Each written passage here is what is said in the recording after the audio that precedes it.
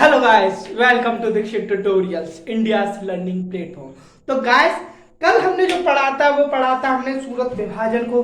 हमने क्रांतिकारियों की गतिविधियों के बारे में पढ़ा था। लेकिन आज जो हम पढ़ने वाले हैं वो आज हम प्रथम विश्व युद्ध जो हुआ था आज हम उसके बारे में पढ़ने वाले हैं। और एक राष्ट्रवादी आंदोलनों की शुरुआत हो चुकी थी, मैंने पहले ही बता दिया था। लेकिन क्या है कि अब जो आज हम पढ़ेंगे ना, जैसे सूरत विभाजन में कांग्रेस के दो टुकड़े हो गए थे, दो विचारधाराएं अलग अलग चल रही थी। लेकिन 1916 में क्या होता है, एक लखनऊ समझौता होता है जिसमें कि कांग्रेस के जो अलग अलग हुए थे वो सभी एक साथ आ गए थे। दोबारा से उनकी बॉन्डिंग हो गई थी और उन्होंने अपने राष्ट्रवाद और स्वराज की जो मांग कर रहे थे उसको लेके वो एकजुट हुए और एकजुट होने के परिणाम में ही उन्होंने आंदोलन में सक्रिय भाग लिया था। तो आज जो हम पढ़ने वाले हैं वो आज हम पढ़ने वाले हैं प्रथम विश्व युद्ध।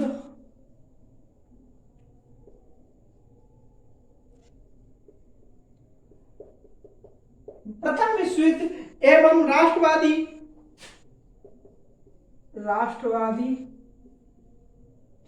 ठीक है आंदोलन। ठीक है, जो हम प्रथम विश्व युद्ध की बात कर लेते हैं। प्रथम विश्व युद्ध जो हुआ था वो हुआ था 1914 से लेकर 1918 में। 1914 से 18। अब जब विश्व युद्ध हुआ था तो दो पार्टियां थी, ठीक है, दो गुट थे। पहले गुट में जो थे वो थे ब्रिटेन, फ्रांस, रूस, अमेरिका, इटली और जापान। और जो दूसरे गुट में थे उसमें थे जर्मनी, ऑस्ट्रेलिया,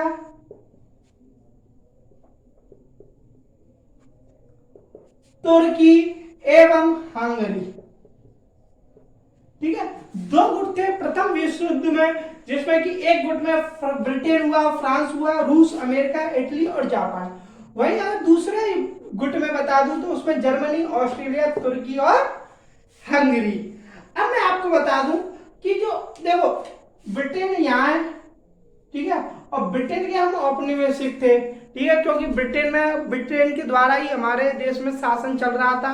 ठीक है, तो क्या हुआ कि उदारवादियों ने उनका समर्थन किया, उग्रवादियों ने समर्थन दिया, लेकिन क्रांतिकारियों ने इस अवसर का फायदा उठाना चाहा। अब मैं आपको बता दूं कि उदारवादियों ने क्या बोला।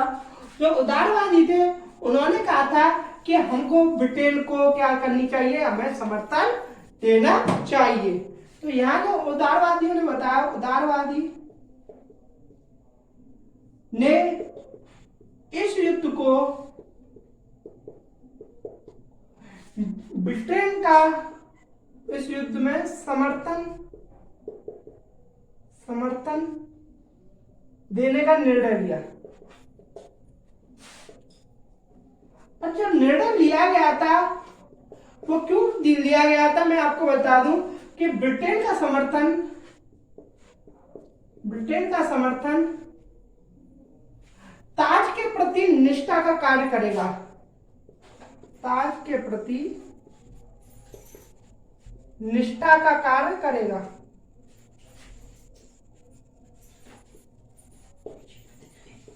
निष्ठा का कार्य करेगा और हमें इसका पूर्ण समर्थन करना चाहिए।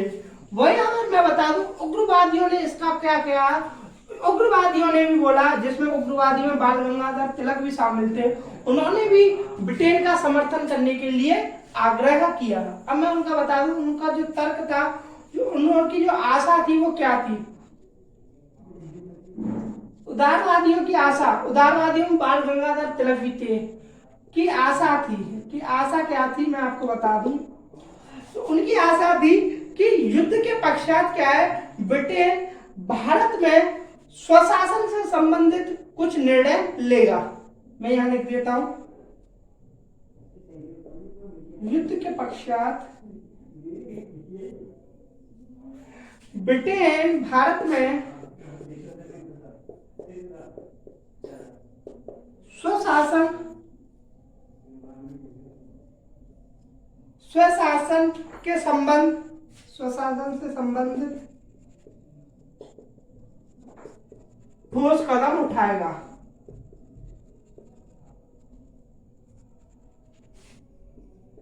उठाएगा। ठीक है, ये कौन चाहते थे? उदारवादी। उदारवादी नहीं, उग्रवादी। उग्रवादी कौन चाहता था? ये उग्रवादी ने बोला था, जिसमें कि बाल गंगाधर तिलक भी शामिल थे उग्रवादी। और उसमें बोला गया था युद्ध के पश्चात ब्रिटेन भारत में स्वशासन से संबंधित कुछ ठोस कदम उठा सकता है।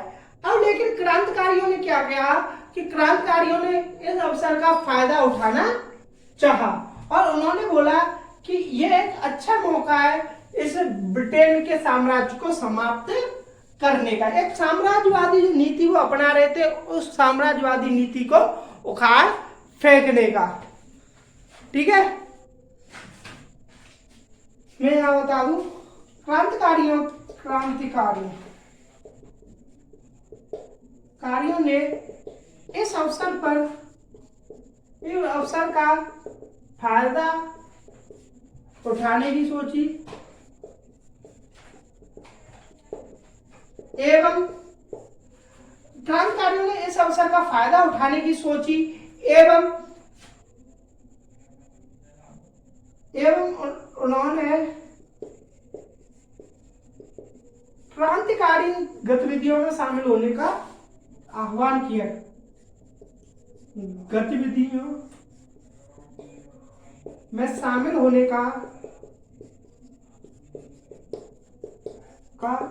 आह्वान किया। अब मैं बता दूं, इसके लिए जो संयुक्त राज्य अमेरिका में गदर पार्टी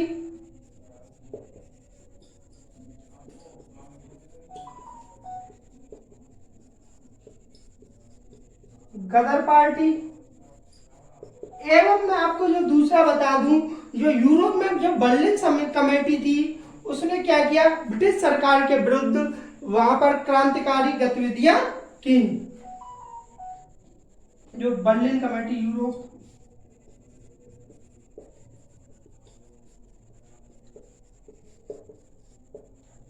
इन्होंने क्या किया, यूरोप में जो बर्लिन कमेटी थी उसने भी ब्रिटिश शासन के विरुद्ध क्या किया, क्रांतिकारी गतिविधियां की। और इनका जो मत था वो मत यही था कि हम साम्राज्यवादी जो नीति जो लोग अपना रहे हैं उनको हम उखाड़ फेंकेंगे, क्योंकि ये एक स्व अवसर है और इस अवसर का हमें फायदा उठाना चाहिए।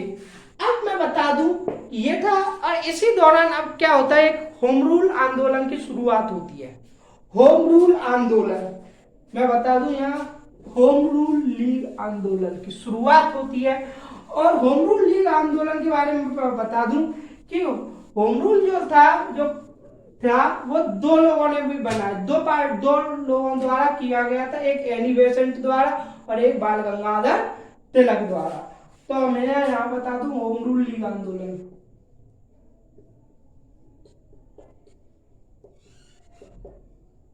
होम रूल लीग आंदोलन, अब मैं आपको बता दूं कि एक नेताओं ने जो निर्णय लिया, उन्होंने क्या किया, ये निर्णय लिया, जो नेता थे उन लोगों ने निर्णय लिया और उन्होंने कहा कि ब्रिटिश राष्ट्रमंडल के तहत, मैं यहां लिख देता हूं, ब्रिटिश राष्ट्रमंडल के तहत अखिल भारतीय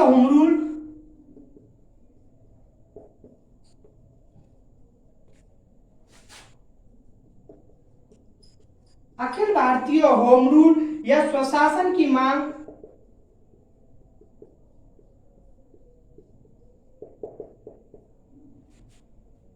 के उद्देश्य के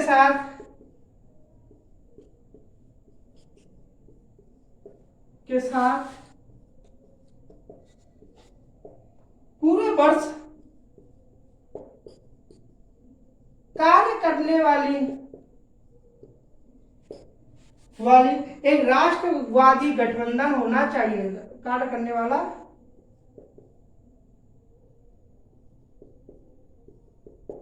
एक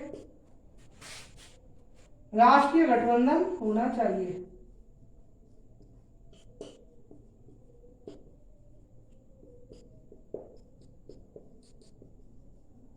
होना चाहिए। अब उन्होंने, मैं बता दूं कि आयरिश आयरिश होम रूल के तर्ज पर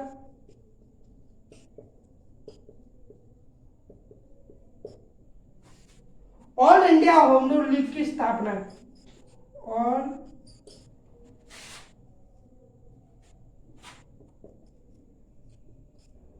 all India home rule league थी। ओके गाइस, तो होम रूल आंदोलन की मैं बता दिया आपको कि एक ब्रिटिश राष्ट्रमंडल के तहत अखिल भारतीय होम रूल या स्वशासन की मांग के उद्देश्य के साथ पूरे वर्ष कार्य करने वाला एक राष्ट्रवादी गठबंधन होना चाहिए। और जो मैं बता रहा था, ये किस आधार पर बोल रहे थे, वो होम रूल, जो आयरिश का जो होम रूल था उसकी तर्ज पर India all India home rule league की स्थापना की गई थी। अब मैं आपको बता दूं कि दो होम रूल लीग शुरू हुए थे, दो होम रूल लीग शुरू हुए थे, ठीक है। एक किया था बाल गंगाधर तिलक ने और दूसरा किया था एनी बेसेंट ने। दो होम रूल लीग, पहला किया था वो किया था बाल गंगाधर तिलक की। जो बाल गंगाधर तिलक ने जो किया था उसका नाम था इंडियन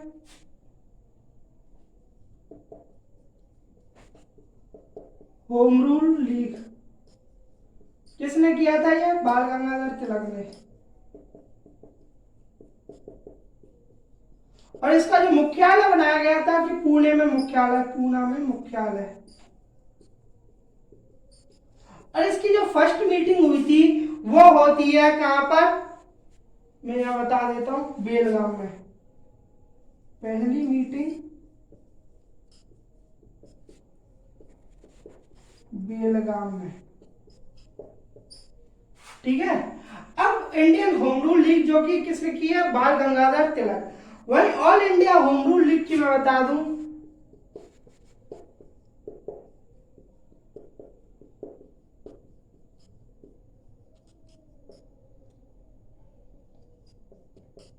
इंडिया होम, ठीक है, होम रूल लीग, इसमें जो मैं बता दूं ये किसने किया था? एनी बेसेंट के, एनी बेसेंट। और ये कब की थी? सितंबर 1916 में इसकी स्थापना की थी, सितंबर 1916 में इसकी, और इसकी हुई थी अप्रैल 1916 में, 1916 में इसकी स्थापना हुई थी। अब मैं आपको बता दूं कि आंदोलन को प्रारंभ करने में ऐसे कौन कौन से कारक थे जो एक आंदोलन की शुरुआत हुई।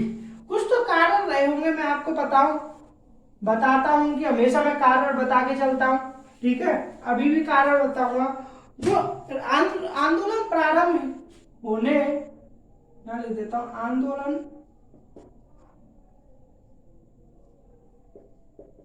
प्रारंभ होने के उत्तरदायी कारक,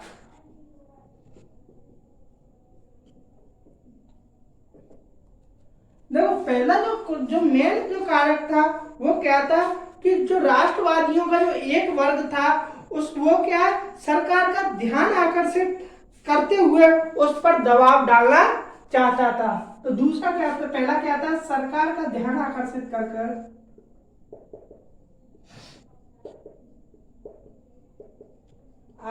कर उस पर दबाव डालना चाहता था।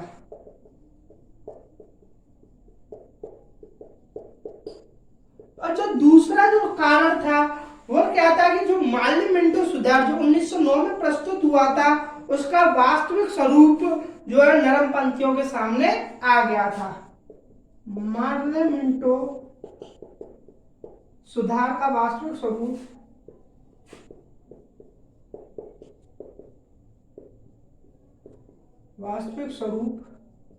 नरमपंथियों के सामने आ गया था।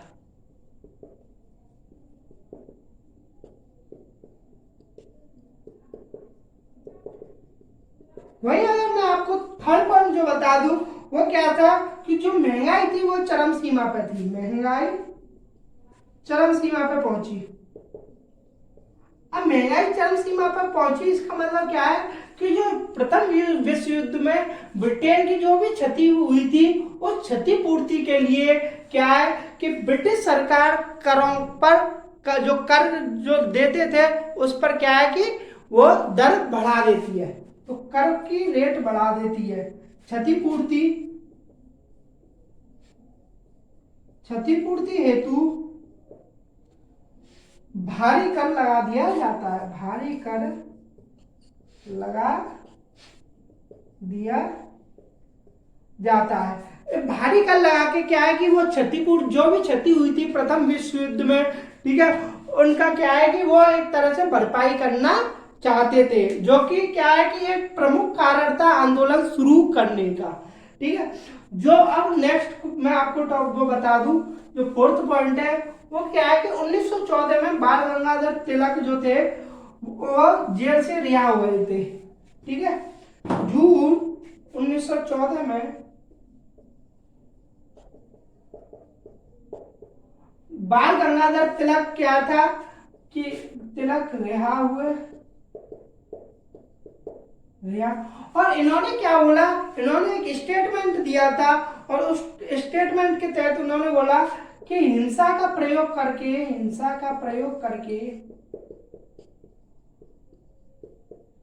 करके भारतीय स्वतंत्रता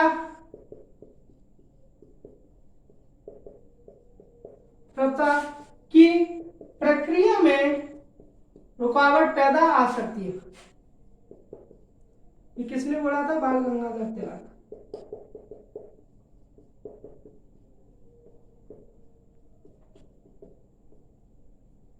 ये किसने बोला? ठीक है, प्रक्रिया में रुकावट आ सकती है, इसलिए क्या बोला गया कि आयरिश जो होम रूल जैसे आंदोलन द्वारा भारतीयों की दिशा में सुधार लाने की हमें आवश्यकता है। ठीक है, क्या बोला? आयरिश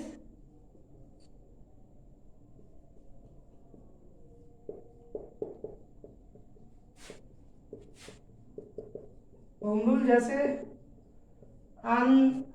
आंदोलन द्वारा भारतीयों की दिशा में सुधार लाना आवश्यक है,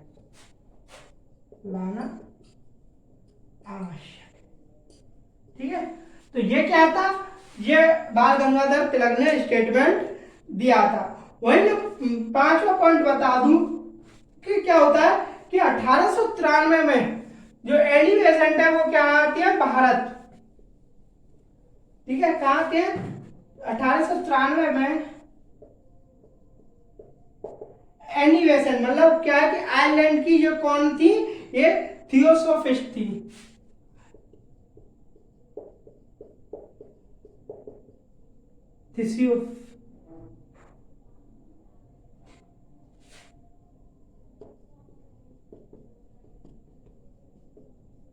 थियोसोफिस्ट एनी बेसेंट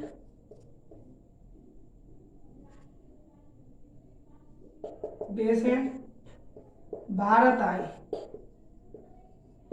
ठीक है, भारत आती है और ये क्या करते हैं कि भारतीय स्वतंत्रता आंदोलन का समर्थन देने हेतु आयरिश होम रूल लीग थी उसी नमूने पर एक लीग की स्थापना करती हैं। और वो लीग की स्थापना इसलिए करती हैं ताकि वो भारत को स्वतंत्रता दिलाने में अपनी भूमिका अदा कर सके। ठीक है, तो यहां भी मैं बता देता हूं, भारतीय स्वतंत्रता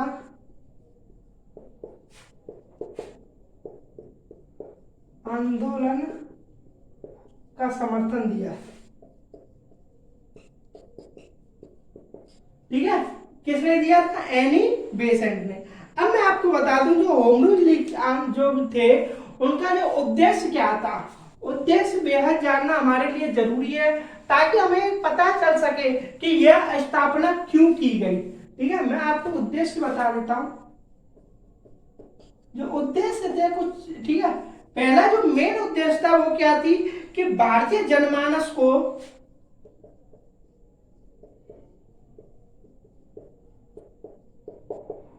होम रूल अथवा होम रूल अथवा स्वशासन के बारे में परिचित कराया जा सके, के बारे में परिचित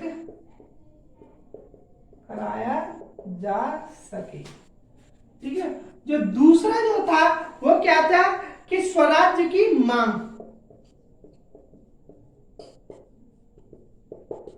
जो तीसरा पॉइंट था वो था भाषाई प्रांतों की स्थापना।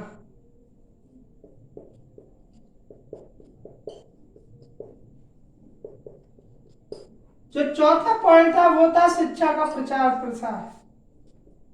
शिक्षा का प्रचार प्रसार। ये क्या थे, जो होम रूल आंदोलन थे उनके जो 4 प्रमुख उद्देश्य थे वो यह थे। अब मैं आपको एक नोट पॉइंट यहाँ लिखा देता हूं। जो गोपाल कृष्ण गोखले की एक वो थी servant of India society. Gopal Krishna Gokhale की, गोपाल कृष्ण गोखले क्या क्या थी, servant of India society, servant of India society.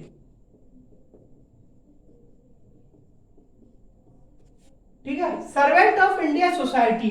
ठीक है, उसके भी सदस्यों ने होम रूल, जो होम रूल लीग थे उसके क्या सदस्यता ग्रहण की थी। किसने की थी, गोपाल कृष्ण गोखले के जो सर्वेंट ऑफ इंडिया सोसाइटी के जो मेंबर थे।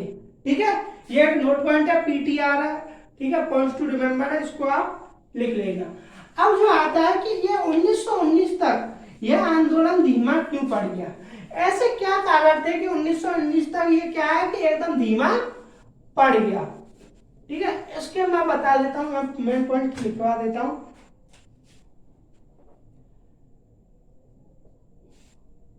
1919 तक आंदोलन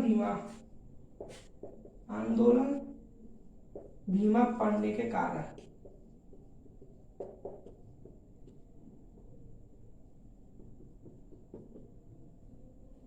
जो था, मैं आपको बता दूं कि आंदोलन में प्रभावी संगठन का अभाव था।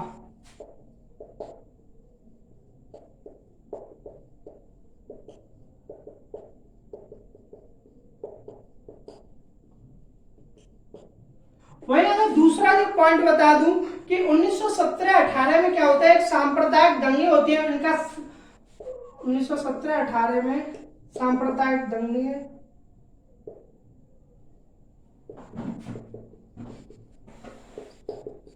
और सांप्रदायिक दंगे का जो नेगेटिव इफेक्ट है वो किस पे पड़ता है, आंदोलन पर, इसका नकारात्मक प्रभाव पड़ा। जब तीसरा जो था वो मैं आपको बता दूं कि जो सितंबर 1918 में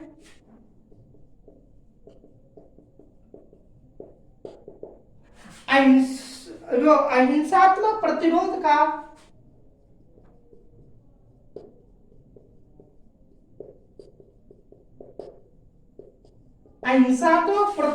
का सिद्धांत अपनाए जाने की बात से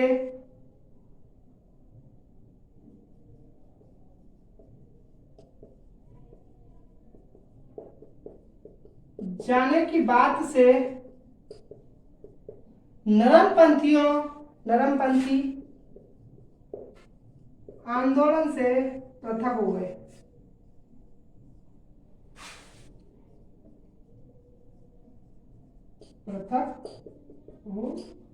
हो गए थे।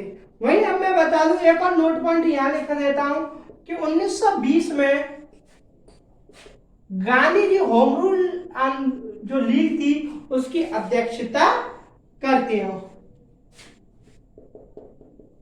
गांधी जी होम रूल की अध्यक्षता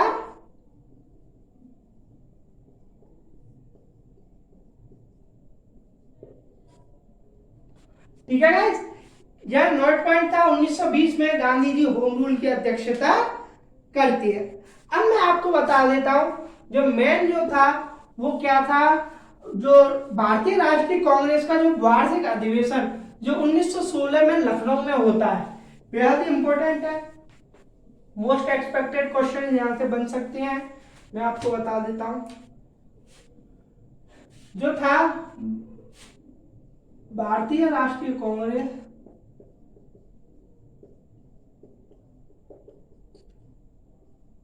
कांग्रेस का वार्षिक अधिवेशन लखनऊ में वार्षिक अधिवेशन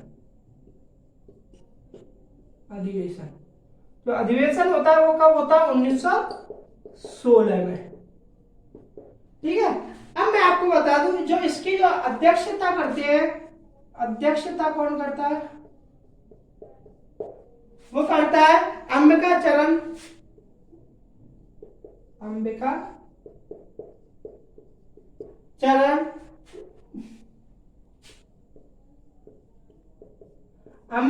मजूमदार इसकी अध्यक्षता करते हैं, और ये क्या है? उदारवादी नेता है, उदारवादी नेता। अब मैं आपको बता दूं कि गरम दल का कांग्रेस में फिर से क्या होता है?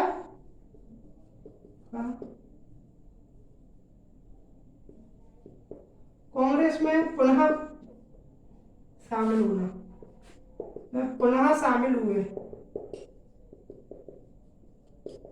कल मैंने सूरत विभाजन बताया था जिसमें कि गरम दल और नरम दल क्या है? अलग अलग हो गए थे। आज मैंने आपको बता दिया कि कांग्रेस के लखनऊ अधिवेशन में जो कि 1916 में होता है, गरम दल का कांग्रेस में पुनः शामिल हो जाते हैं। वहीं अगर मैं बता दूं कि कांग्रेस और मुस्लिम लीग के मध्य भी, कांग्रेस और मुस्लिम लीग के मध्य समझौता होता है, ठीक है, कांग्रेस और मुस्लिम लीग के मध्य समझौता होता है। अब क्या है कि जो क्वेश्चन बनता है वो बनता है कि कांग्रेस और मुस्लिम लीग के मध्य क्या क्या समझौते होते हैं। मैं आप समझौते के आप बता देता हूं क्या क्या हुए थे। समझौता का जो पहला था वो था कि कांग्रेस द्वारा उत्तरदायी शासन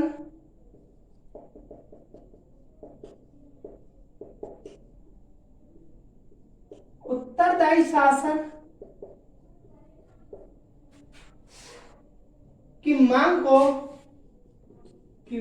को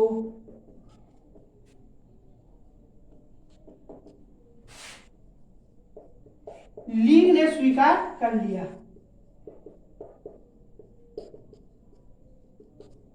वहीं दूसरा पॉइंट मैं बता दूं कि कांग्रेस ने मुस्लिम लीग की मुसलमानों के लिए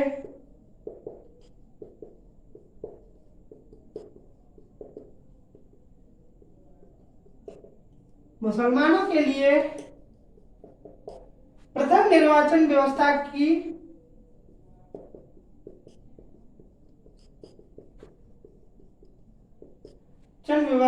की मांग को स्वीकार कर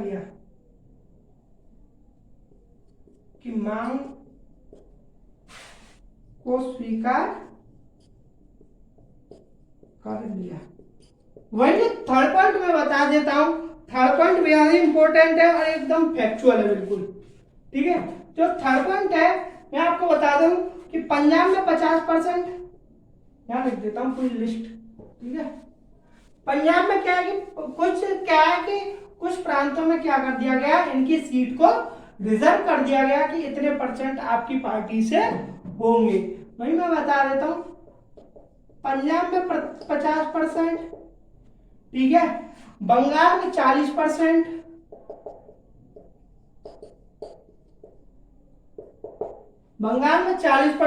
बंबई सहित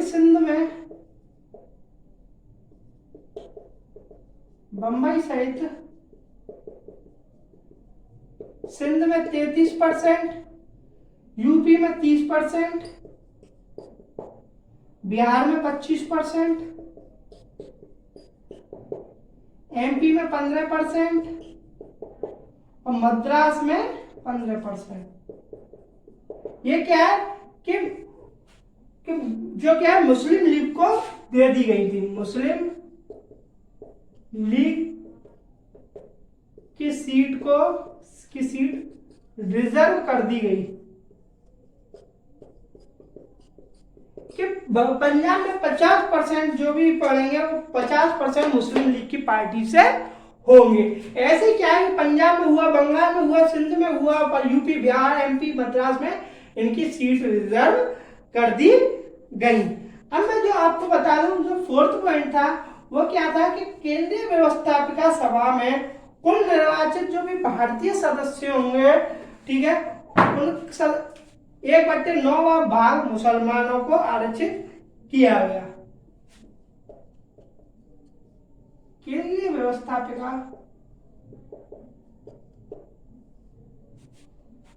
सभा के कि कुल निर्वाचित भारतीय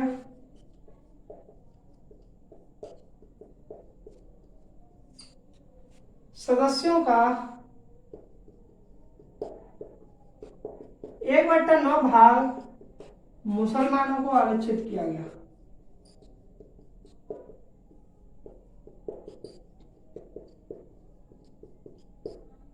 वहीं अगर मैं फिफ्थ पॉइंट बता दूं कि यदि किसी सभा में कोई प्रस्ताव, किसी सभा में कोई प्रस्ताव सांप्रदायिक हितों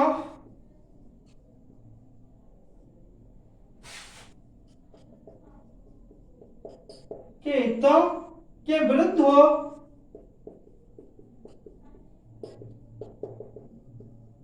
तथा 3/4 सदस्य उस आधार पर उसका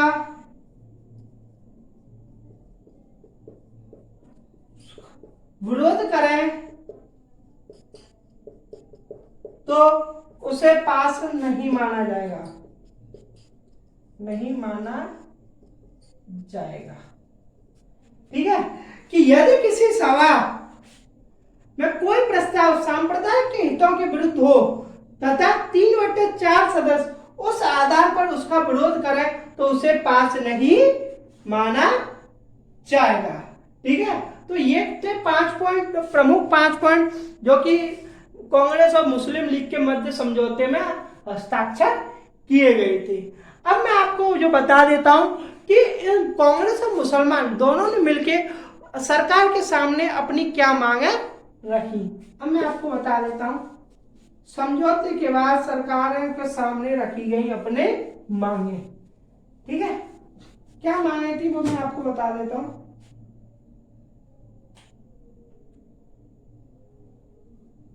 क्या थी कि सरकार के सामने,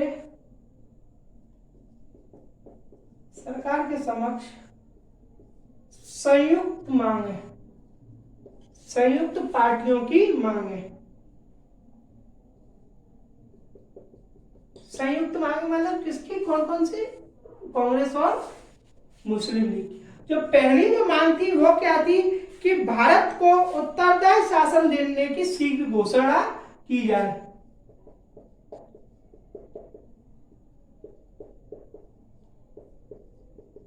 उत्तरदायी शासन देने की शीघ्र घोषणा की जाए।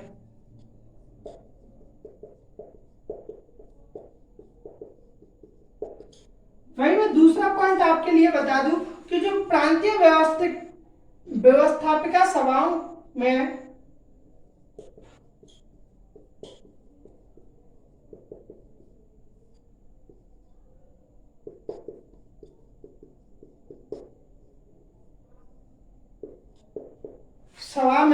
निर्वाचित भारतीयों की संख्या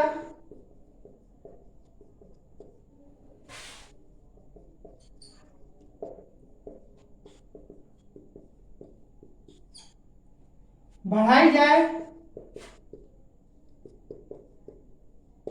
एवं उन्हें और अधिक अधिकार मिले।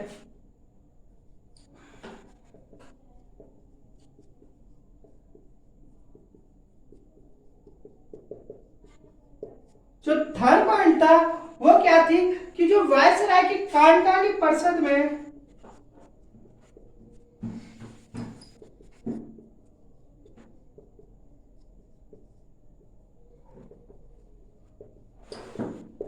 परिषद में जो आधे सदस्य भारतीय हो,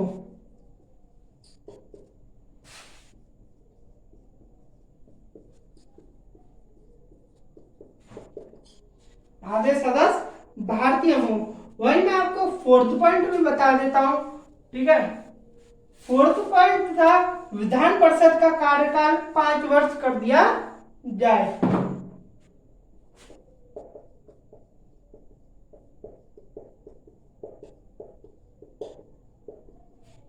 कार्यकाल 5 वर्ष कर दिया जाए। वही फिफ्थ पॉइंट में आपको बता दूं कि भारत सचिव का वेतन ब्रिटिश राजकोष से दिया जाए, राजकोष से दिया जाए। इससे पहले क्या होता था, जो मांग जो की गई थी तब क्या होता था कि जो भारत सचिव का जो वेतन था वो भारतीय राजकोष से दिया जाता था, ठीक है। तो उन्होंने क्या किया, एक संयुक्त मांग उठाई कि भारत सचिव का जो वेतन है वो ब्रिटिश राजकोष से दिया जाए। तो गाइस आज हमने क्या पढ़ लिया, आज हमने जो होम रूल लीग आंदोलन के बारे में पढ़ लिया। हमने प्रथम जो युद्ध हुआ था, प्रथम विश्व युद्ध, उसके बारे में पढ़ लिया। और हमने ये जो लखनऊ समझौता जो हुआ था, ठीक है, जिसमें कि जो गरम दल थे वो पुनः कांग्रेस में शामिल हो गए थे। वही जो मुस्लिम लीग और कांग्रेस की क्या एकता द्वारा से स्थापित हो गई थी, और उनकी जो समझौता हुआ था, उन समझौतों के बारे में हमने पढ़ लिया।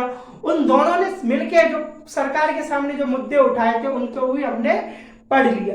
कल जो हम करेंगे वो करेंगे हम, जैसे गांधी जी का आगमन 1915 में जब होता है, ठीक है, तो वो कैसे सक्रिय राजनीति में आते हैं, कैसे वो पहले एक कांग्रेस में शामिल होने से पहले क्षेत्रीय जो आंदोलन करते हैं, जैसे चंपारण का हुआ, खेड़ा का हुआ, अहमदाबाद में आंदोलन हुआ, कैसे वो करते हैं, कल हम उसके बारे में पढ़ेंगे।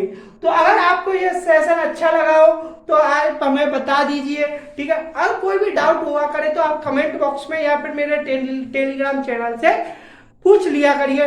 10 AM to 10 PM मेरी टीम हमेशा एक्टिव रहती है। टेलीग्राम पर कोई भी अगर आपका डाउट रहता है तो मेरी टीम मुझे इन्फॉर्म कर देगी। तो इस सेशन को सभी अपने नाते रिश्तेदार, भाई बहन, प्यार, दोस्त सभी के साथ क्या है शेयर कर दिया करो। चैनल को सब्सक्राइब करो। जय हिंद, जय भारत।